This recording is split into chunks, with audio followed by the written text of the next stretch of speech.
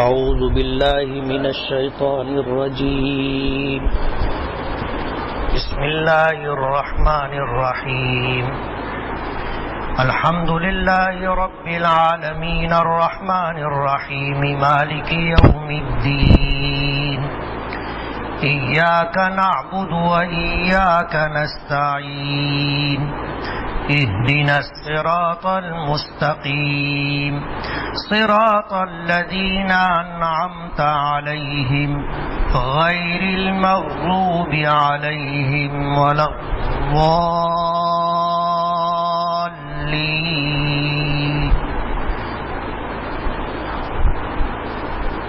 صدق اللہ العظیم۔ سبحانک لا علم لنا الا ما علمتنا انک انت العلیم الحکیم۔ رب اشرح لی صدری ویسر لی امری واحلل عقدۃ من لسانی یفقہوا قولی۔ پناہ مانگتا ہوں میں اللہ تعالیٰ کی شیطان مردود سے۔ شروع کرتا ہوں میں اللہ کے نام سے جو بڑا مہربان بڑی رحمتوں والا ہے۔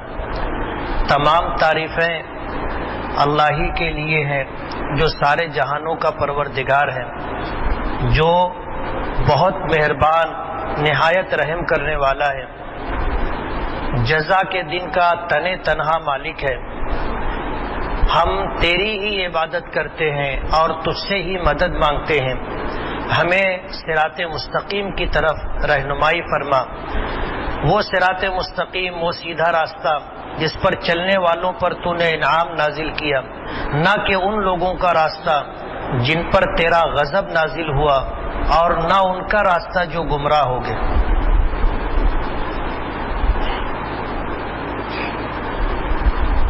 یہ قرآن کریم کی پہلی سورت سورہ فاتحہ ہے۔ برکت کے لیے میں نے اس کی تلاوت کی اور اس کا ترجمہ بھی کیا۔ درس قرآن انشاءاللہ امام صاحب پابندی کے ساتھ دیا کریں گے، ہر جمعہ کو مغرب کی نماز کے بعد، یعنی اسی وقت۔ کچھ تمہیدی اور ابتدائی گفتگو مجھے کرنی ہے۔ سورہ فاتحہ پورے قرآن پاک کا خلاصہ ہے۔ اس سورت میں اللہ پاک نے اپنے بندوں کو مانگنے کا سلیقہ سکھایا ہے۔ اس سورت کی اہمیت کا اندازہ آپ اس سے بھی کر سکتے ہیں کہ اللہ تعالیٰ نے نماز کی ہر رکعت میں اس کے لیے پڑھنا ضروری قرار دیا ہے۔ قرآن کریم میں 114 سورتیں، جن میں بڑی صورتیں بھی ہیں، چھوٹی صورتیں بھی ہیں، لیکن 114 صورتوں میں سے سورہ فاتحہ کا انتخاب کہ اسے نماز کی ہر رکعت میں پڑھا جائے گا، اس سے اس کی اہمیت کا، اس کی قدر و قیمت کا آپ اندازہ کر سکتے ہیں۔ اس سے پہلے بھی آسمانی کتابیں نازل ہوئی، توریت ہے، زبور ہے، انجیل ہے، بہت سارے صحیفے بھی نازل ہوئے جن کی تعداد 30 کے قریب بتائی جاتی ہے، لیکن سورہ فاتحہ جیسی سورت اور سورہ بقرہ کے پہلے رکوع جیسی آیت اور سورہ بقرہ کی آخری 2 آیتیں، حدیث پاک میں آتا ہے کہ ایسی آیتیں اور سورتیں اللہ پاک نے صرف قرآن کریم میں رکھی، پچھلی کسی آسمانی کتاب کے اندر ایسی صورتیں نہیں تھیں۔ سورت فاتحہ کو سورت الشفا بھی کہتے ہیں۔ حدیث میں اس کے 1 سے زائد نام ذکر کیے جاتے ہیں، جس میں نمایاں نام جو ہے وہ سورت الشفا ہے۔ کسی بھی بیماری، چاہے وہ جسمانی بیماری ہو یا روحانی بیماری ہو، شفا کی نیت سے اس سورت کا پڑھنا 3 مرتبہ یا 7 مرتبہ یا 11 مرتبہ یا 21 مرتبہ پڑھ کر کے اپنے اوپر یا پانی پر دم کر کے مبتلا بھی یعنی مریض کو پلانا شفا کا باعث۔ جسمانی بیماری تو ہم جانتے ہی ہیں، روحانی بیماری کا بھی یہ علاج، حسد ہے، کینہ ہے، کپٹ ہے، ایسی بیماریوں کا بھی یہ علاج ہے۔ اس لیے اس صورت کو لازم پکڑنا چاہیے۔ لازم پکڑنے کا مطلب یہ ہے کہ اس کی تلاوت کرتے رہنا چاہیے. اللہ پاک کو بھی یہ مطلوب ہے. آپ دیکھو جو چیز بندوں کے لیے انتہائی ضروری ہے اللہ تعالیٰ نے اسے عام کر رکھا ہے. جیسے پانی ہے، ہر مخلوق کی ضرورت ہے، ہر مخلوق کی ضرورت ہے. اور ایسی ضرورت ہے کہ اللہ پاک نے ہر ایک کی زندگی پانی پر رکھی. تاریخ میں آپ نے پڑھا ہوگا بڑے بڑے شہر غیر آباد ہو گئے، کھنڈرات میں تبدیل ہو گئے. اگر کبھی آپ نے غور کیا ہوگا تو سوچا ہوگا کہ انتہائی حیران کن بات ہے. جیسے مالیگاؤں شہر بسا ہے، اگر صدیوں کے بعد یہاں کوئی نہ رہے، سب مالیگاؤں چھوڑ کے چلے جائیں کہ یہاں کاروبار بھی ہے، مکان بھی ہے، سب کچھ ہے، تو ظاہر بات ہے یہ حیرت کی بات ہے کہ ایسا کیسے ہو سکتا ہے. لیکن تاریخ میں آتا ہے کہ جو شہر ویران ہوئے ان کی ویرانی کی وجہ پانی کا نہ ہونا تھا، کہ وہاں رہنے والے پانی سے محروم کر دیے گئے. جب پانی نہیں رہا تو بغیر پانی کے زندگی نہیں ہے، بغیر پانی کے زندگی نہیں ہے. آپ نے تاج محل بنا لیا، لال قلعہ بنا لیا، لیکن اگر پانی نہیں ہے تو آپ نہیں رہ سکتے. آدمی بغیر کھانا کھائے ہفتہ، 2 ہفتہ، 15 دن، مہینہ بھر زندہ رہ سکتا ہے. اور رہتے ہیں لوگ کہ صرف تھوڑا تھوڑا پانی پیتے رہتے ہیں، مہینہ 40 دن اس طرح گزار دیتے ہیں. زیادہ سے زیادہ وزن کم ہوتا ہے لیکن آدمی مرتا نہیں. لیکن پانی کے بغیر آپ 2-4 دن بھی نہیں نکال سکتے. تو پانی زندگی ہے. جو شہر ویران ہو گئے، غیر آباد ہو گئے، کھنڈرات ہو گئے، وجہ اس کی یہ تھی کہ اللہ پاک نے ان کو پانی جیسی عظیم نعمت سے محروم کر دیا تھا. بارش نہیں ہوئی، اور بارش ہونے سے پانی کے جو ذخائر ہوتے تھے اس سے انسان محروم ہو گیا. اسی کے ساتھ زمین نے بھی پانی دینا بند کر دیا. اب ظاہر بات ہے پانی کے بغیر نہیں رہ سکتے. لوگ مجبور ہو گئے اس شہر کو چھوڑ کر کے ایسی جگہ جا کر آباد ہونے کے لیے جہاں پانی ملتا ہو. تو پانی بنیادی ضرورت ہے. اللہ نے اسے عام کر کے رکھا ہے، عام کر کے رکھا ہے. اور زمینوں کو اللہ پاک نے امین بنایا ہے. بارش برستی ہے یا تو وہ اوپن کسی جگہ کے اوپر کھلی ہوئی جگہ پر پانی جمع ہو جاتا ہے، نہیں تو یہ پانی زمین کی گہرائیوں میں اتر جاتا ہے جو سال بھر لوگوں کی ضرورت کے لیے کام آتا ہے. حدیث پاک میں آتا ہے کہ جیسے پانی کی نہریں زمین پر چلتی ہیں اسی طرح پانی کی نہریں زمین کے اندر بھی چلتی، جس کو ہم سوت کہتے ہیں. بورنگ کرتے ہیں پانی نکلتا ہے، کنواں کھودتے ہیں پانی نکلتا ہے. تو پانی جیسی عظیم نعمت کو اللہ نے عام کر رکھا ہے. اسی طرح ہوا، اس کے بغیر زندگی نہیں ہے. آدمی بغیر سانس لیے جی سکتا ہے، پانی پیے تو پانی بغیر پیے پورا دن تو نکال سکتا ہے، کچھ وقت نکال سکتا ہے. اور ہوا کے بغیر تھوڑی دیر بھی آدمی زندہ نہیں رہ سکتا. لیکن جو نعمتیں عام ہیں، بنیادی ضرورت ہے، اللہ نے اسے عام کر رکھا ہے. حالانکہ پانی ایسی ضرورت ہے، ہوا ایسی ضرورت ہے کہ سونے جیسی قیمت اگر اس کی طے کی جاتی تو لوگ خریدتے. لیکن اللہ پاک نے اسے مفت رکھا ہے. پانی بھی ملتا ہے، ہوا بھی ملتی ہے. تو جو چیز جتنی قیمتی اور اہم ہوتی ہے اللہ پاک اسے عام کرتے. اس سے آپ سورہ فاتحہ کی قدر و قیمت کا اندازہ کر سکتے ہیں کہ اللہ پاک نے اسے قرآن پاک کی پہلی سورت قرار دیا، اور اسی لیے اس کا نام سورۃ الفاتحہ ہے. فتح یفتح کے معنی کھولنا، فاتحہ کھولنے والی. ہم قرآن کریم کھولتے ہیں، پہلا ہی صفحہ کھولتے ہیں ہمارے سامنے سورہ فاتحہ ہوتی ہے. ہم شروع کرتے ہیں قرآن کریم کی تلاوت کو تو سورہ فاتحہ سے شروع کرتے ہیں. ہم نماز شروع کرتے ہیں تو تلاوت کی ابتدا سورہ فاتحہ سے ہوتی ہے.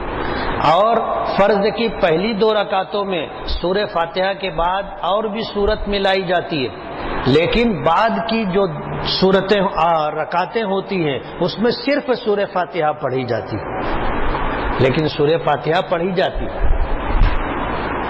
تو سورہ فاتحہ بہت اہم ہے اور یہ پورے قرآن کریم کا خلاصہ ہے. اس میں آپ دیکھو پہلی آیت 7 آیتوں پر یہ سورت مشتمل ہے. پہلی آیت ہے الحمدللہ رب العالمین، کہ تمام تر تعریفیں اللہ کے لیے ہے جو سارے جہانوں کا پروردگار ہے. حدیث پاک میں آتا ہے کہ اللہ تعالیٰ کو اپنی تعریف پسند ہے. ہم اللہ کی مخلوق ہیں، ہم کو بھی تعریف اچھی لگتی ہے، ہم کو بھی تعریف اچھی لگتی ہے. اللہ پاک کو اپنی تعریف پسند ہے. جو بندے اللہ کی تعریف کرتے ہیں اللہ ان سے خوش ہوتا ہے. اسی لیے کسی اچھی چیز کو دیکھنے کے ساتھ ہی ہمیں حکم ہے ہم کہیں الحمدللہ، ہم کہیں ماشاء اللہ. ماشاء اللہ اس لیے کہلوایا جاتا ہے کہ نظر نہ لگے. بعض لوگوں کی نظر لگ جاتی ہے اور ایسا ضروری نہیں ہے کہ نظر لگنے کے لیے نظر خراب بھی ہو.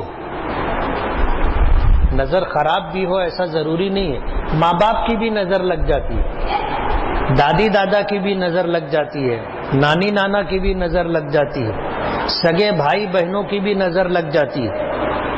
اسی لیے کسی اچھی اور خوبصورت چیز کو دیکھا جائے تو ماشاء اللہ کہا جائے.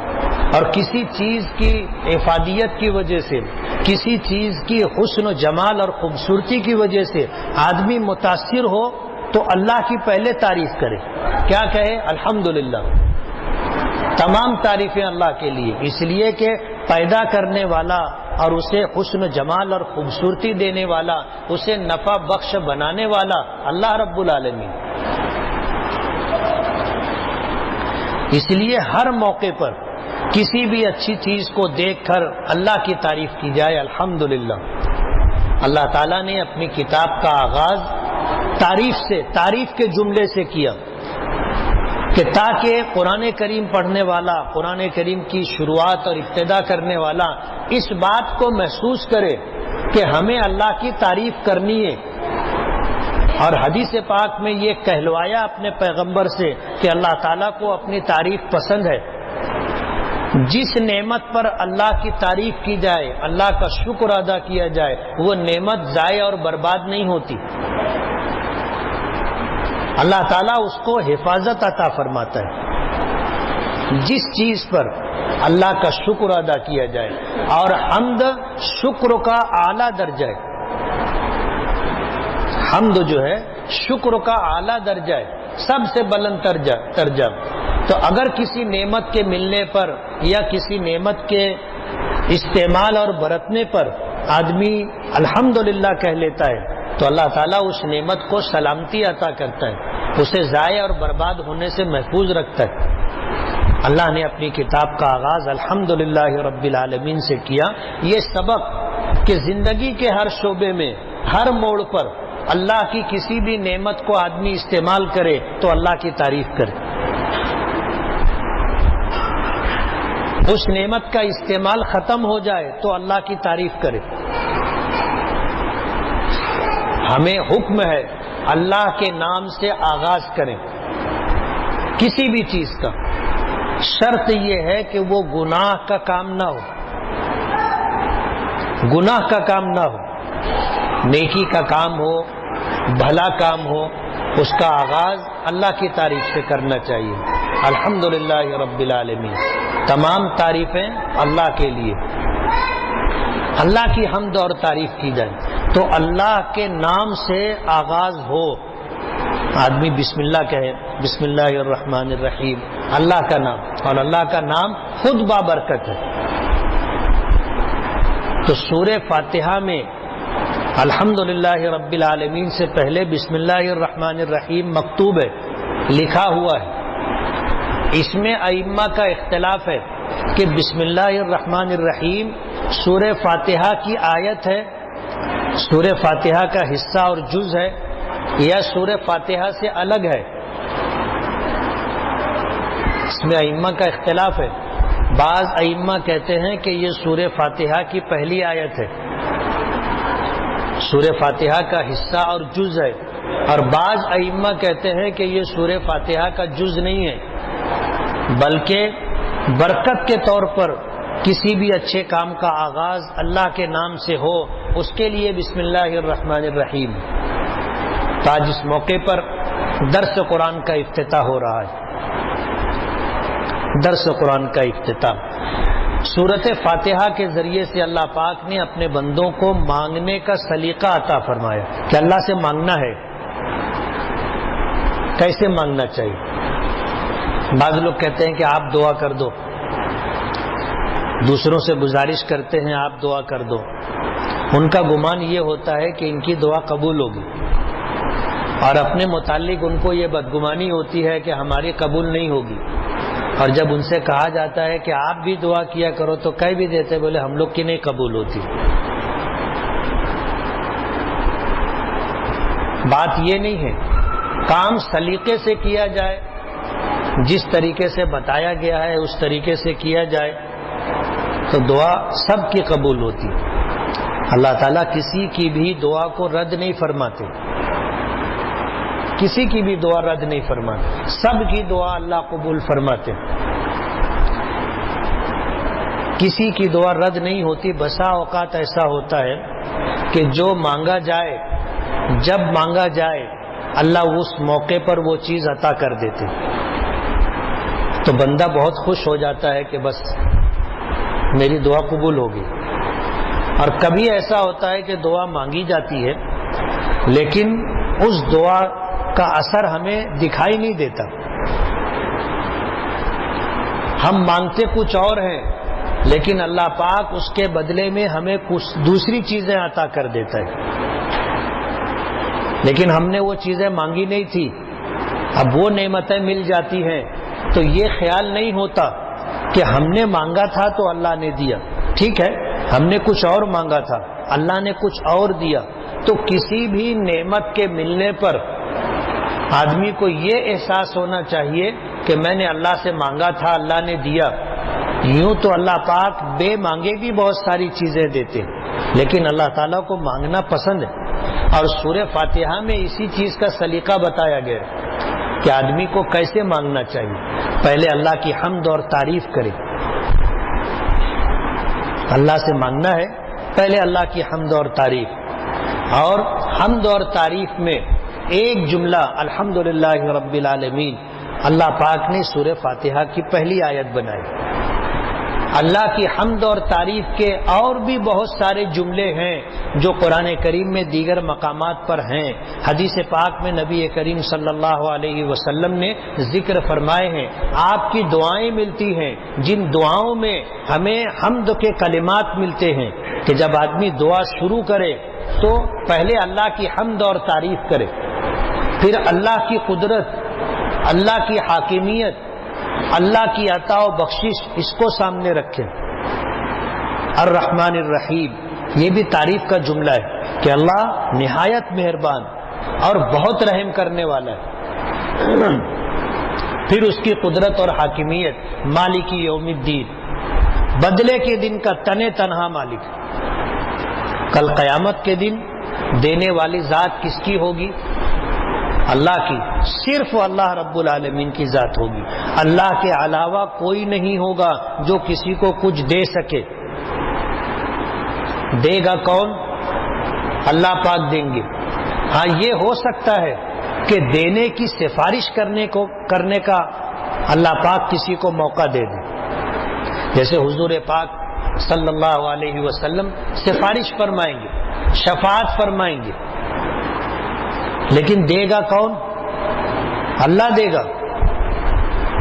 حدیث پاک میں آتا ہے کہ میدان محشر میں جب ساری انسانیت جمع ہو جائے گی اور اللہ پاک حساب و کتاب شروع نہیں کریں گے، لوگ انتظار کرتے کرتے کرتے کرتے اتنا پریشان ہو جائیں گے کہ حضرت آدم کے پاس جائیں گے کہ آپ ہم سب کے باپ ہیں اور سب سے پہلے نبی ہیں، اللہ نے آپ کو اپنے دست قدرت سے بنایا ہے، اللہ نے آپ کو جنت میں رکھا تھا، اللہ نے فرشتوں سے آپ کو سجدہ کروایا، آپ اللہ سے سفارش کریں، تو حضرت آدم انکار کر دیں گے۔ بخاری شریف میں آتا ہے حضرت آدم فرمائیں گے کہ اللہ تعالیٰ آج اتنے غضبناک ہیں کہ اس سے پہلے کبھی اتنے غصے اور غضب میں نہیں رہے اور اس کے بعد کبھی اتنے غضبناک نہیں ہوں گے، میں نہیں جاؤں گا، کہیں ایسا نہ ہو کہ میں سفارش کرنے کے لیے جاؤں میری ہی گرفت اور پکڑ ہو جائے۔ اللہ نے مجھے اپنی دست قدرت سے بنایا، جنت میں رکھا، صرف ایک بات کی تاکید کی تھی کہ اس درخت کے قریب مت جانا، مجھ سے کوتاہی ہوئی، کہیں میری پکڑ نہ ہو جائے، میرا مواخذہ نہ ہو جائے کہ ہم نے تم کو منع کیا تھا اس کے قریب جانے سے، تم کیوں قریب گئے اور اس کو کیوں کھایا؟ تو میرے پاس کوئی عذر نہیں ہے۔ حضرت نوح اور حضرت ابراہیم، حضرت موسیٰ، نہ جانے کتنے نبیوں کے پاس جائیں گے، کسی کی بھی ہمت نہیں ہوگی اس موقع پر اللہ کے سامنے پیش ہونے کی، سفارش کرنے کی۔ لوگ پھر نبی کریم صلی اللہ علیہ وسلم کے پاس آئیں گے اور آپ سے گزارش کریں گے کہ آپ سفارش کریں کہ اللہ حساب و کتاب شروع کرے، اور لوگ اتنا تنگ آ چکے ہوں گے کہ کہیں گے کہ آپ سفارش کریں حساب و کتاب کی، جہنم میں ڈالنا ہو تو جہنم میں ڈال دیں، حساب و کتاب تو کریں۔ حضور پاک صلی اللہ علیہ وسلم فرمائیں گے کہ ہاں ہاں میں ہی سفارش کروں گا، اور وجہ اس کی یہ ہے کہ اللہ پاک نے تمام نبیوں کو ایک موقع ایسا دیا تھا کہ تم جو مانگو گے، جو چاہو گے وہ میں کروں گا۔ حدیث پاک میں آتا ہے کہ تمام انبیاء کرام علیہم الصلاۃ والسلام نے وہ دعا دنیا میں کر لی، جب حضور کو یہ اختیار دیا گیا تو حضور نے فرمایا کہ یہ دعا میں آخرت کے لیے محفوظ رکھوں گا، وہ دعا آپ نے دنیا میں نہیں مانگی۔ اور اس دن اللہ کی بارگاہ میں جائیں گے، عرش کے نیچے سجدہ ریز ہوں گے اور بہت طویل سجدہ فرمائیں گے، اور آپ خود فرماتے ہیں کہ میں اللہ کی حمد اور تعریف ان کلمات میں کروں گا جو کلمات اس وقت اللہ پاک مجھ پر القا فرمائیں گے۔ آج وہ کلمات مجھے نہیں معلوم، اپنی حمد اور تعریف کے لیے اللہ پاک جو کلمات پسند کریں گے وہ کلمات مجھ پر القا کریں گے، میرے دل میں ڈالیں گے، میں ان کلمات سے اللہ کی حمد اور تعریف کروں گا، اور نہ جانے کتنی مدت تک کروں گا۔ اس کے بعد اللہ پاک فرمائیں گے ارفع راسک، کہ محمد صلی اللہ علیہ وسلم اپنا سر اٹھائیے سجدے سے، سل تعطا، مانگیے جو مانگو گے دیا جائے گا، وشفع تشفع، شفاعت کیجیے آپ کی شفاعت قبول کی جائے گی۔ پھر حضور سجدے سے سر اٹھائیں گے اور اللہ کی بارگاہ میں حساب و کتاب کے لیے سفارش کریں گے کہ حساب و کتاب شروع کیا جائے، اسے شفاعت کبریٰ کہتے۔ اس سفارش کا اور شفاعت کا فائدہ تمام انسانوں کو پہنچے گا، جس میں انبیاء کرام علیہم الصلاۃ والسلام بھی، اسے شفاعت کبریٰ کہتے۔ پھر اللہ پاک حساب و کتاب شروع کریں گے، اللہ کے غضب کو ٹھنڈا کرنے کے لیے نبی کریم صلی اللہ علیہ وسلم اللہ کی بارگاہ میں حضرت ابو بکر صدیق رضی اللہ تعالی عنہ کا نام اعمال پیش کریں گے۔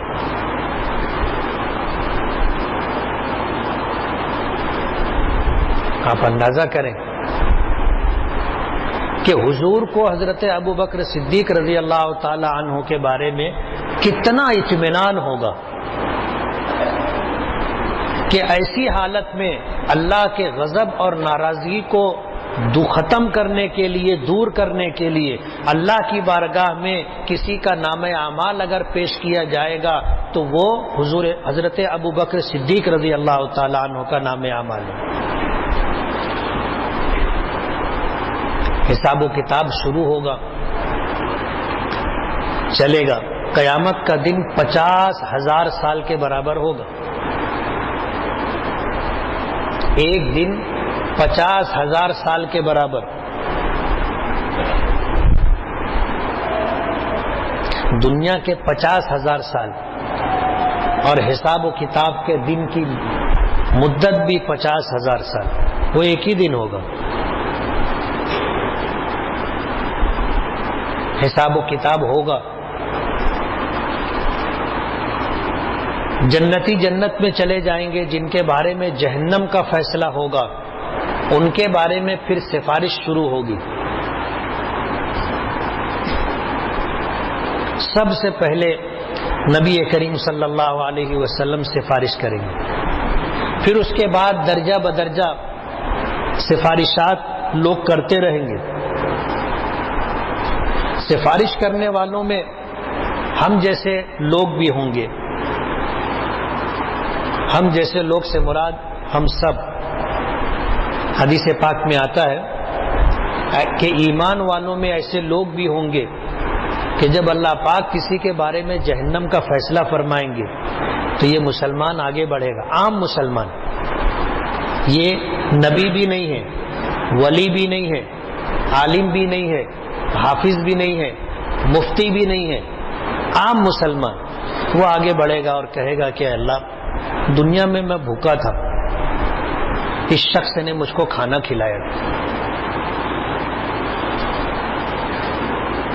میں محتاج تھا، اس نے میری ضرورت پوری کی تھی، اس نے مجھے کپڑا پہنایا تھا، میں بیمار تھا، اس نے میری عیادت کی تھی۔ اس طرح کے لوگ آئیں گے اور اللہ پاک وہ لوگ جو اپنی بدعمالیوں کی وجہ سے جہنم میں جانے کے مستحق ہو چکے ہوں گے، ان کی سفارش قبول کر کے اللہ اپنا فیصلہ تبدیل فرمائے۔ شفاعت کا اعلیٰ جو درجہ ہے وہ آپ سنتے رہتے ہیں، میں شفاعت کا ادنا درجہ ذکر کرنا چاہتا ہوں کہ اللہ کے بندوں کے ساتھ خیرخواہی اور ہمدردی اللہ کو اتنی پسند ہے، اللہ کو اتنی پسند ہے کہ دنیا میں اگر کسی انسان نے کسی کے ساتھ ہمدردی اور خیرخواہی ہوگی تو وہ بندہ کل سفارش کرے گا اور اللہ قبول کرے گا۔ بعض روایتوں میں تو یہ بھی آتا ہے کہ اللہ پاک اپنے بندوں سے کہیں گے کہ میں بھوکا تھا، تم نے مجھے کھانا نہیں کھلایا، تو بندے کہیں گے کہ اللہ آپ تو ہمارے رب ہیں، ساری کائنات کو پالنے والے، کھلانے والے، ساری نعمتیں دینے والے۔ تو فرمائیں گے اللہ پاک کہ میرا بندہ بھوکا تھا، اگر تو اس کو کھلاتا تو مجھ کو کھلاتا۔ اللہ پاک فرمائیں گے میں بیمار تھا، تو نے میری عیادت نہیں کی، تو کہے گا کہ اللہ آپ تو شافی مطلق ہیں، آپ کو بیماری سے کیا تعلق؟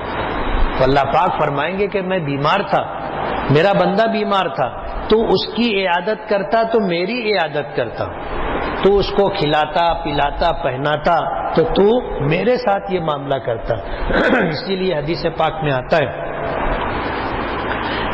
کہ جب بندہ اللہ کی راہ میں صدقہ و خیرات دیتا ہے تو کسی محتاج اور ضرورت مند کے ہاتھ میں جانے سے پہلے بیچ میں اللہ کا دست قدرت ہوتا ہے، یعنی ہم جو دیتے ہیں، لینے والا جو لیتا ہے، اس کے بیچ میں اللہ کا ہاتھ ہوتا ہے، وہ اللہ کے ہاتھ میں جاتا ہے پھر بندے کے ہاتھ میں جاتا ہے۔ تو ہم دیتے کس کو ہیں؟ اللہ کو دیتے، اور اللہ اسے واپس کرتا ہے، دنیا میں بھی آخرت میں بھی۔ وہ ہے نا منزل الذی یقرض اللہ قرضا حسنا، کون ہے جو اللہ کو قرض دے گا؟ اب اللہ محتاج اور قلاش تو ہے نہیں، اللہ محتاج اور قلاش تو ہے نہیں، مقروض تو ہے نہیں، دینے کا مطلب یہ ہے کہ جب بندوں پر بندہ خرچ کرتا ہے تو اللہ اسے اپنے اوپر خرچ کرنا شمار کرتے ہیں، اور اللہ سے بہتر دینے والا کون ہے؟ تو ہم جیسے عام انسان کو بھی اللہ یہ عزت دیں گے کل قیامت کے دن، ایمان کی وجہ سے، اچھے اعمال کی وجہ سے، اچھی نیتوں کی وجہ سے، کہ عام مسلمان بھی کسی کی سفارش کرے گا اللہ قبول کرے گا۔ حدیث پاک میں آتا ہے کہ اللہ تعالیٰ نے رحمت پیدا فرمائی تو رحمت کے 100 حصے کیے، رحمت پیدا فرمائی تو رحمت کے 100 حصے کیے، ایک حصہ رحمت کا اللہ پاک نے پوری دنیا میں اور تمام مخلوقات میں تقسیم کیا، ایک حصہ۔ اس کا اثر ہے کہ حضور فرماتے ہیں کہ اس ایک رحمت کا اثر یہ ہے کہ بھیڑیے کی خونخوار مادہ جنگل میں اپنے بچے کی پرورش کرتی ہے۔ اگر ماں کو بچے سے ہمدردی نہیں ہوتی، جذبہ رحمت نہ ہوتا اس کے پاس، تو کوئی ضرورت نہیں تھی وہ اس کو پالتی۔ لیکن آپ دیکھ لو اپنے بچوں کی پرورش انسان کیسے کرتا ہے، اس کو کتنا لگاؤ، کتنا تعلق ہوتا ہے، یہ رحمت کا اثر ہے۔ سخت سے سخت دل آدمی کی آنکھوں میں بھی آنسو آتے ہیں، یہ رحمت کا اثر ہے۔ اللہ نے رحمت کے 99 حصے اپنے پاس رکھے، 99 حصے رحمت کے اپنے پاس رکھے، اور اس کا ظہور قیامت کے دن ہوگا۔ جن کو اللہ نے لا الہ الا اللہ محمد الرسول اللہ پڑھنے کی توفیق عطا فرمائی اور یہ عقیدہ اسے عطا کیا جسے ایمان کہتے ہیں، اللہ تعالیٰ کی رحمت سے سب سے زیادہ فائدہ اٹھانے والا یہی ہوگا۔ یعنی جس کے پاس ایمان ہوگا اللہ کی رحمت سے سب سے زیادہ فائدہ اسے ہوگا۔ لا الہ الا اللہ جسے افضل الذکر قرار دیا گیا، افضل الذکر، جتنا بھی ہم ذکر کریں اس میں سب سے بہترین ذکر لا الہ الا اللہ۔ تو قیامت کے دن کا مالک تنے تنہا اللہ ہے، مالک یوم الدین، بدلے کے دن کا تنے تنہا مالک۔ اس دن جس کو وہ دے گا اس کو کچھ ملے گا، کوئی کسی کو دینے والا نہیں ہوگا۔ لوگ سفارش کریں گے، اور سفارش اور شفاعت کی ابتدا حضور پاک صلی اللہ علیہ وسلم سے ہوگی، اور جب اللہ اجازت دیں گے جب سفارش کی جائے گی،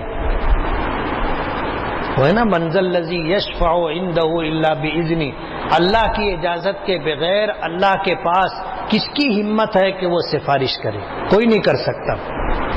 اللہ پاک چاہیں گے کسی بندے کو بخشنا تو پھر سفارش کا دروازہ کھولیں گے،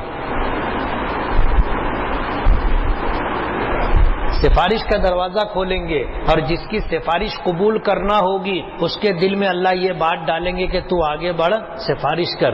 وہ آگے بڑھے گا اور سفارش کرے گا کہ اللہ اس کو معاف کر دے، اس کو بخش دے، اس نے مجھے کھانا کھلایا تھا، پانی پلایا تھا، محتاج تھا، میری ضرورت پوری کی تھی، میرے پاس کپڑے نہیں تھے، مجھے کپڑے دیے تھے، میں بیمار تھا، اس نے میری عیادت کی تھی۔ بس اللہ پاک بخشنے کے لیے بہانہ چاہیے، اور کوئی اللہ سے پوچھنے والا تھوڑی ہے کہ اس کو تم نے کیوں معاف کر دیا اور اس کو کیوں جہنم میں ڈال دیا۔ اللہ سے کوئی پوچھنے والا نہیں، لیکن معاملہ ضابطے پر ہوگا، اور ضابطے سے اللہ پاک فیصلہ فرمائیں گے۔ اللہ کی قدرت اور حاکمیت، اور اس کے بعد بندہ اپنی غلامی اور بندگی کو ذکر کرتا ہے، کہتا ہے ایاک نعبد۔ عربی جاننے والے سمجھتے ہیں کہ اس جملے کا کیا مطلب ہے۔ ہم تیری ہی عبادت کرتے ہیں۔ ہی اور بھی کا فرق سمجھتے ہو؟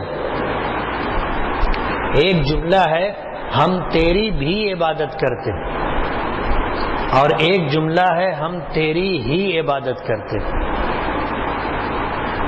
میں سمجھتا ہوں شاید سمجھانا نہیں پڑے گا کہ ہی اور بھی کا کیا فرق ہے۔ نکاح میں ایجاب و قبول کے بعد آنے والی بیوی اپنے شوہر کو کہتی ہے میں تیری ہی بیوی ہوں،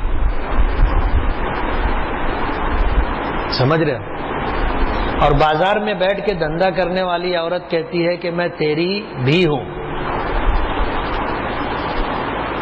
ہی اور بھی کا یہ فرق ہے۔ جو لوگ صرف اور صرف اللہ کی بندگی اور عبادت کرتے ہیں اور صرف کارساز مشکل کشا اللہ ہی کو مانتے ہیں، وہ یہ کہہ سکتے ہیں ایاک نعبد، کہ ہم تیری ہی عبادت کرتے ہیں۔ اور وہ لوگ جو اٹکے شاہ، مٹکے شاہ، غیبن شاہ، نہ معلوم کتنے شاہ پہ جا کر کے مانگتے ہیں، ان کو یہ کہنے کا حق نہیں ہے ایاک نعبد۔ وہ یہ نہیں کہہ سکتے کہ ہم تیری ہی عبادت کرتے ہیں، وہ یہ کہہ سکتے ہیں کہ ہم تیری بھی عبادت کرتے ہیں۔ یہ ہی اور بھی کا فرق ہے۔ اس صورت میں یہ بتایا گیا اللہ کی رحمت کا مستحق کون ہوگا؟ جو اللہ ہی کی بندگی کرتا ہوگا۔ مشرک کی کبھی بھی بخشش نہیں ہوگی۔ ان اللہ لا یغفر ان یشرک بہ ویغفر ما دون ذلک لمن یشاء، اللہ کا فیصلہ ہے۔ اللہ پاک فرماتے ہیں کہ مشرک کو کبھی بھی معاف نہیں کریں گے،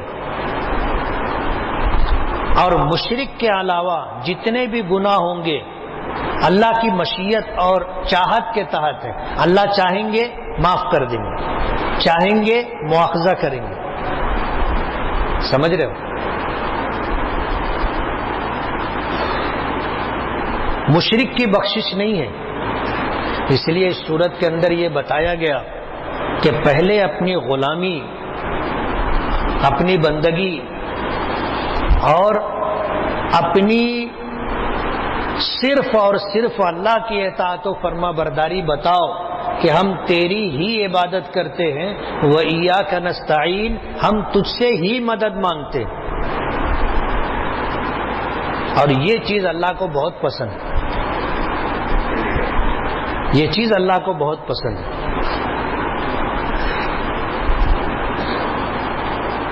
ایک بزرگ کی خدمت میں جانا ہوا تھا، ان کے بارے میں یہ مشہور تھا کہ یہ مستجاب الدعوات ہے۔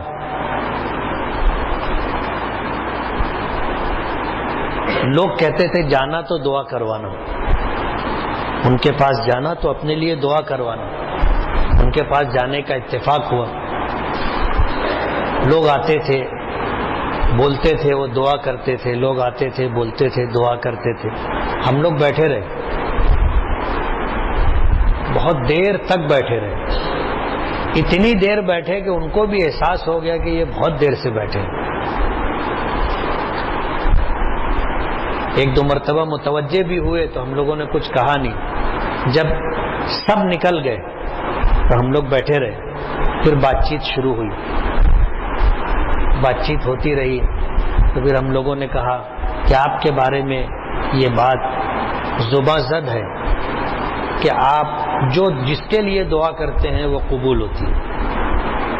ہم لوگ یہ معلوم کرنے کے لیے آئے ہیں کہ اللہ نے آپ کو یہ مقام کیسے عطا کیا، اللہ نے آپ کو یہ مقام کیسے عطا کیا۔ تو بہت عجیب بات بتائی۔ وہ کہنے لگے کہ میری زندگی کا معمول ہے، میری عمر 70 سال کے قریب ہو گئی، جب سے میں نے ہوش سنبھالا کبھی اذان مسجد کے باہر نہیں سنی۔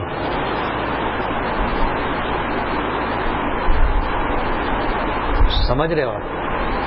کبھی اذان مسجد کے باہر نہیں سنی، اذان سے پہلے مسجد پہنچنے کا معمول۔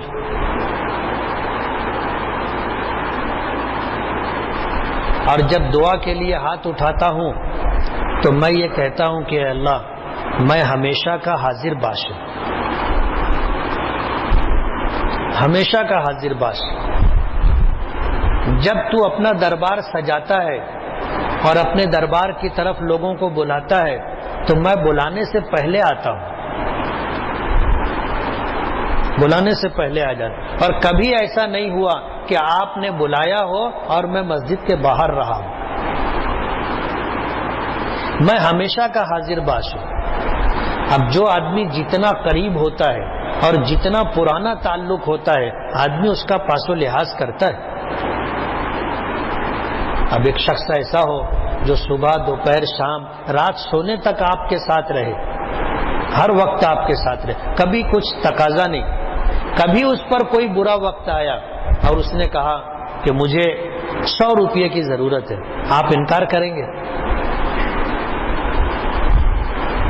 نہیں، ان کا مروت کے خلاف ہے کہ جو آدمی سارا وقت تو مجھے دیتا ہے، آج اس کو ضرورت ہے تو مجھے اس کی مدد کرنی چاہیے.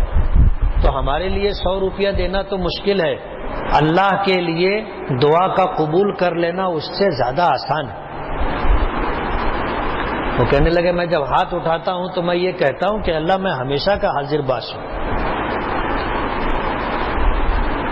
کبھی ایسا نہیں ہوا کہ میں نے اذان مسجد کے باہر سنی، اور کبھی ایسا نہیں ہوا کہ میں نے نماز مسجد کی جماعت کے بغیر پڑھی ہو.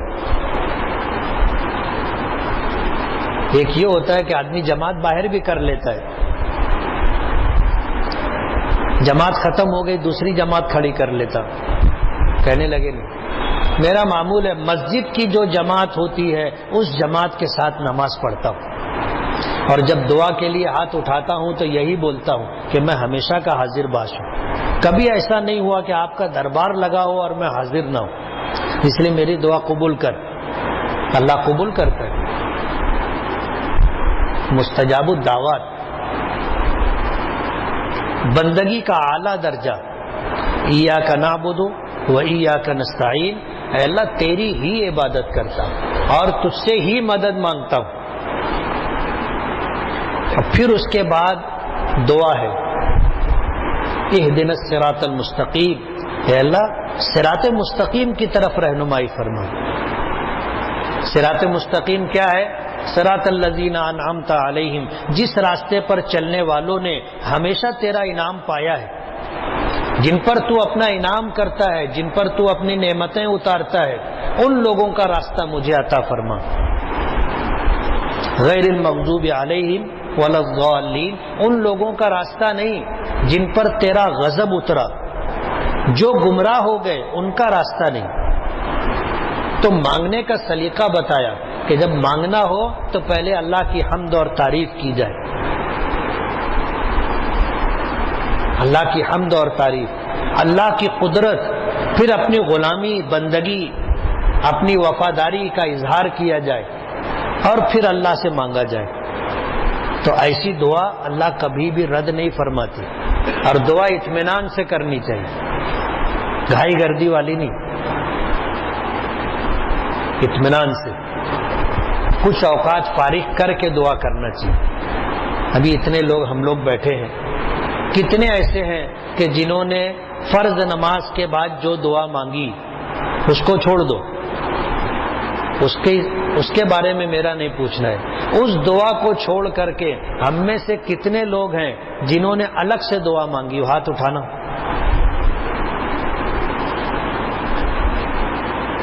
اللہ کو مانگنا پسند ہے. جو نہیں مانگتا اللہ اس سے ناراض ہوتے ہیں، جو نہیں مانگتا اللہ اس سے ناراض ہوتے ہیں. ہم لوگوں کا بھی یہی ہے نا، ہم لوگ کھانا پکا کے رکھے 100 پائلی اور لوگوں کو دعوت دی، لوگ نہیں آئے تو بولو نا. جن کو ہم نے بلایا تھا وہ نہیں آئے، کھانا پک کر کے تیار ہے، ہم کو بہت اچھا لگے گا، اچھا لگے گا نا. آدمی ناراض ہو جاتا ہے کہ میں نے دعوت دی تھی اور سب تیاری کر کے رکھا اور جن کو بلایا تھا آ ہی نہیں رہے لوگ. آدمی ناراض ہو جاتا ہے. اللہ کے خزانے لامحدود ہیں،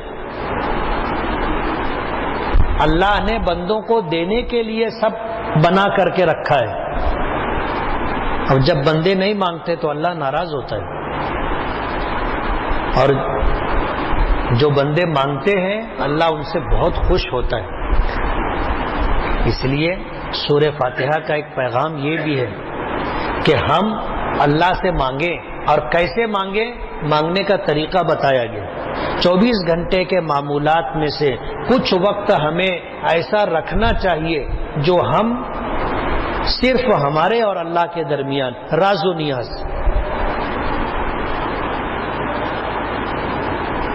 24 گھنٹے میں سے تھوڑا سا وقت، 5 منٹ 10 منٹ 15 منٹ، دھیرے دھیرے آپ کو بھی جو ہے اللہ سے سچی محبت اور عقیدت ہو جائے گی، پھر آپ گھنٹوں بیٹھ کر کے اللہ سے مانگتے رہیں گے۔ ابھی تو ہم کو مانگنے کا ڈھنگ ہی نہیں ہے نا، مانگتے نہیں اس لیے ڈھنگ نہیں ہے۔ نیا فقیر جو ہوتا ہے اس کو بھیک نہیں ملتی، معلوم، نئے فقیر کو بھیک نہیں ملتی، اس کو مانگنے کا ڈھنگ نہیں رہتا، وہ ایک دروازے پہ کھڑا ہو کے آواز دیتا ہے، دوسرا دروازہ دیکھتا رہتا ہے کہ جلدی سے نکلے، ادھر سے ادھر جائے۔ نئے فقیر کو بھیک نہیں ملتی، اور جو پیشہ ور فقیر ہوتا ہے پرانا، اس کی صدا آپ سنو، کبھی سنے، توجہ دیے، کبھی گھر میں بیٹھ کر کے آپ سنو، وہ آ کر کے ایسی ایسی دعا دیتا ہے کہ گھر کی عورتیں ضرور اس کو کچھ نہ کچھ دیتی ہیں۔ پیشہ ور فقیر ہوتا ہے، اس کو مانگنے کا ڈھنگ ہوتا، تو ہم کو مانگنے کا ڈھنگ نہیں ہے، اللہ سے مانگنے کا سلیقہ سورہ فاتحہ میں بتایا گیا، اور جو بندے مانگتے ہیں اللہ اپنے بھرپور لامحدود خزانوں کے ساتھ ہمارا انتظار کر رہا ہے۔ حدیث پاک میں آتا ہے کہ صبح ہوتی ہے ایک فرشتہ اعلان کرتا ہے، شام ہوتی ہے ایک فرشتہ اعلان کرتا ہے، رات کا آخر حصہ ہوتا ہے، آسمان دنیا پر اللہ جلوہ افروز ہوتے ہیں، ایک فرشتہ اعلان کرتا ہے کہ حل من مستغفرین، کوئی مغفرت کا طلبگار ہے، حل من مسترزقین، کوئی رزق کا طلبگار ہے کوئی ایسا جو بیماری سے شفا مانگے، ہے کوئی جو روزی کی برکت مانگے، ہے کوئی جو اللہ سے ہدایت مانگے۔ فرشتہ اعلان کرتا ہے اور اللہ دینے کے لیے پہلے آسمان پر اتر کے آ جاتے۔ جو لوگ رات کے اخیر چھٹے حصے میں اٹھ کر کے، سحری کے وقت اٹھ کر کے اللہ سے مانگتے ہیں، نوازے جاتے ہیں۔ اب جب اللہ نے دینے کے لیے دربار لگایا اور کوئی لینے جائے گا تو اس کو واپس نہیں کرتے کہ کوئی لینے نہیں آ رہا، یہ تو آیا، کیا چاہیے یہ جان دے، تو 1 کلو مانگ رہا ہے، 100 کلو لے کے جاؤ۔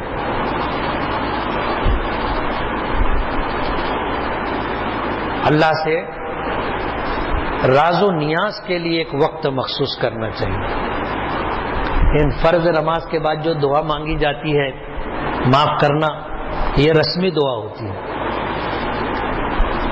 نہ مانگنے والے کا دل دعا میں شامل ہوتا ہے اور نہ پیچھے آمین کہنے والوں کا دل دعا میں شامل ہوتا ہے۔ وہ ایک آدھے منٹ کی دعا ہوتی ہے، اور آدھے منٹ کی دعا میں بھی آپ ایک مرتبہ ایسا کرو تو دعا مت مانگنا، فرض نماز ہو جائے تو دعا مت مانگنا، صرف لوگوں کو دیکھنا لوگ کیسے کیسے مانگتے ہیں، امام صاحب کو بھی دیکھنا کیسے مانگتے ہیں۔ میں تو دیکھتا ہوں، اس کی وجہ یہ ہے کہ امام صاحب مانگ رہے ہیں تو مسئلہ یہ ہے کہ امام صاحب جو مانگیں گے وہ سب کو ملے گا، اپنے اگر ہاتھ نہیں بھی اٹھائے تو اپنے کو بولو نا ملنے والا ہے۔ اس لیے نہ ایک کچھ ایسا بھی کرنا کہ لوگ دعا مانگ رہے ہوں تو ان کو دیکھنا کہ لوگ کیا کرتے ہیں۔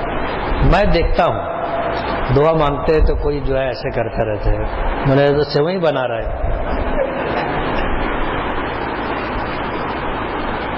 کوئی ادھر ادھر دیکھتا رہتا ہے، کچھ لوگ ناک صاف کرتے رہتے ہیں، کچھ لوگ داڑھی سیدھی کرتے رہتے ہیں۔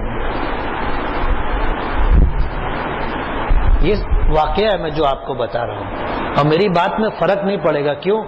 اس لیے کہ میں کہیں بھی نماز پڑھتا مقتدی بن کر کے تو میں رک جاتا، میں دیکھتا رہتا کہ لوگ کیا کرتے. تو یہ جو دعا ہے یہ رسمی دعا ہے، نہ مانگنے والے کا دل شامل ہوتا ہے، نہ آمین کہنے والے کا دل شامل ہوتا ہے. اس لیے ایسی دعا آپ مانگو کہ آپ کا دل بھی اس میں شامل رہے، یعنی دل مانگے. زبان سے مانگنا ضروری نہیں ہے. اللہ تعالیٰ گونگے کی بھی دعا قبول کرتے نا، اس کو تو بولنے کا ڈھنگ ہی نہیں ہے. اللہ گونگے کی بھی سنتے، لیکن دل کی دعا ہو وہ دعا اللہ قبول فرماتے. اللہ نے سورہ فاتحہ میں مانگنے کا سلیقہ عطا کیا ہے، اس لیے روزانہ 24 گھنٹے میں سے کچھ وقت ہم کو دعا کے لیے فارغ کرنا چاہیے، دن ہو یا رات ہو. کریں گے نا؟ کتنے لوگ کریں گے؟ ہاتھ اٹھاؤ. تو زیادہ نہیں، آپ 5 منٹ دعا کریں. نماز ہو گئی، نماز سے فارغ ہو گئے، آپ 5 منٹ رک کر کے مسجد میں سب چلے جاتے ہیں. ہم لوگوں کی عادت ہو گئی ہے لاسٹ کم فرسٹ گو، سب سے اخیر میں آئیں گے اور سب سے پہلے مسجد سے نکلیں گے. بہت جلدی ہوتی ہے ہم لوگوں کو باہر جانے کی، جیسے بے چین رہتے ہیں، اور نماز پھیرے کے ایسے پیچھے دیکھتے ہیں نکلنے کی جگہ ہے کہ نہیں، اور جس کو جگہ ملتے سب سٹا سٹ نکلتے رہتے ہیں. اپنے کو نہیں نکلنے کا. آ گئے نا، اب نہیں کچھ کام ہے، باہر بھی وقت گزر جائے گا، وہ وقت مسجد میں رک کر کے دعا کے لیے اللہ کی حمد و تعریف کریں، درود شریف پڑھیں، اور اس کے بعد پھر آپ مانگیں. آپ کرو گے، دیکھو کتنا اطمینان اللہ پاک عطا کرتے ہیں، اور اس کی بڑی برکت ہے، بڑی برکت ہے.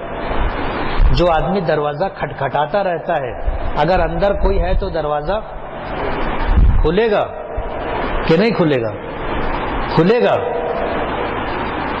آپ ایک مرتبہ کھٹکھٹائے، اندر سے اگر آدمی نہیں بھی اٹھا، پھر تھوڑا آپ کھٹکھٹائے تو وہ آدھا اٹھ جاتا ہے، پھر کھٹکھٹائے تو آ کے دروازہ کھلتا ہے. تو جس کا دروازہ کھٹکھٹایا جاتا ہے وہ دروازہ کھلتا ہے. کھٹکھٹانے والا چاہیے. اس لیے اللہ کا در پکڑ کر کے کھٹکھٹاتے رہو، سب ضرورت پوری ہوگی. بندوں کے دل اللہ کی 2 انگلیوں کے درمیان ہے. ہمارا کسی سے کام ہے تو پہلے اللہ سے دعا کرنا چاہیے کہ اللہ فلاں بندے سے میرا کام ہے. آپ فیصلہ فرما دے، اس کا دل آپ کے قبضے میں. آپ دعا کر کے جائیں، اللہ سے مانگ کر کے جائیں، آپ جاؤ گے وہ مسکرا کر کے استقبال کرے گا. کوئی جان پہچان نہیں، کوئی جان پہچان نہیں. وہ آپ کی شکل دیکھے گا، محبت سے دیکھے گا. آپ اپنی درخواست دو گے، دیکھے گا. بیٹھو. کروا کون رہا ہے؟ اللہ پاک کروا رہا ہے. لیکن کوئی بھی کام کرنے سے پہلے ہمیں اللہ کی بارگاہ میں کہ اللہ یہ کام ہے، میرے لیے بھلائی اور خیر مقدر فرما دے، میں اس کام کے لیے جا رہا ہوں، میرا یہ کام ہو جائے.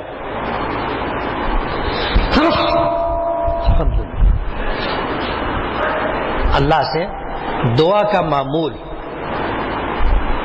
بہترین عبادت، دعا بہترین عبادت. حضور پاک صلی اللہ علیہ وسلم نے فرمایا الدعاء مخ العبادہ، دعا عبادت کا مغز ہے، دعا عبادت کا مغز ہے.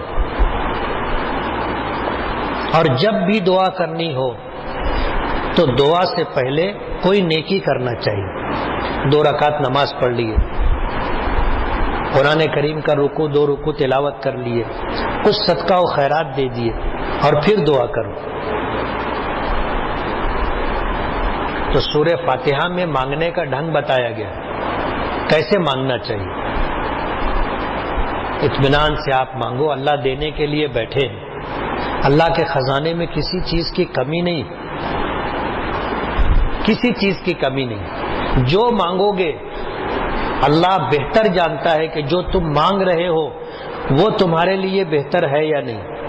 اگر وہ ہمارے لیے بہتر ہے اللہ وہ عطا کر دیں گے، نہیں تو اس کے بدلے میں جو ہمارے لیے بہتر ہوگا وہ دے دیں گے، اور نہیں تو پھر اس دعا کی برکت سے اترنے والی آفات، بلیات، مصیبت اور پریشانی سے اللہ بچا لیں گے، نہیں تو یہ دعا آخرت میں ذخیرہ ہوگی. کل آدمی کو جب دعا کے بدلے میں نیکیاں ملیں گی تو وہ حیران ہو جائے گا. اللہ پاک بتائیں گے تو نے بندے مجھ سے مانگا تھا اور اس کا کوئی اثر دنیا میں دکھا نہیں تھا، وہ دعا میں نے تیرے لیے ذخیرے کے طور پر محفوظ رکھی ہے، آج اس دعا کے بدلے میں تجھے اتنی نیکیاں. حدیث پاک میں آتا ہے بندہ تمنا کرے گا کاش میری تمام دعائیں ذخیرہ ہو جاتی اور دنیا میں اس کے بدلے میں مجھے کچھ نہیں ملتا. دنیا تو بہت تھوڑے دنوں کے لیے، ملا تو بھی گزر جائے گی، نہیں ملا تو بھی گزر جائے گی، لیکن جو ضرورت کا دن اور وقت ہوگا اس دن یہ دعا جب نیکیوں کی شکل میں ملے گی تو بندہ یہ تمنا کرے گا کاش تمام دعاؤں کا بدلہ مجھے یہی ملتا. اس لیے اس یقین کے ساتھ دعا کرنی چاہیے کہ دعا ضرور قبول ہوتی ہے. سمجھ رہے ہو؟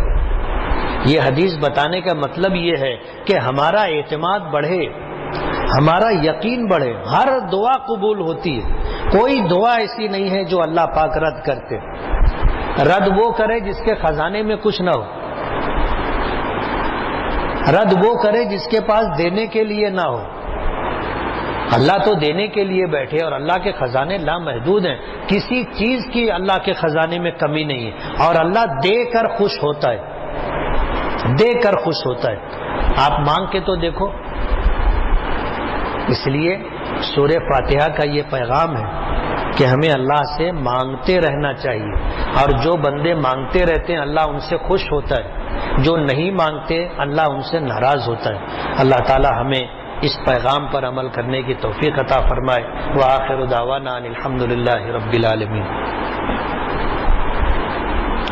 اللهم صل وسلم وبارك على سيدنا محمد وعلى آل محمد كما صليت وباركت على إبراهيم وعلى آل إبراهيم إنك حميد مجيد.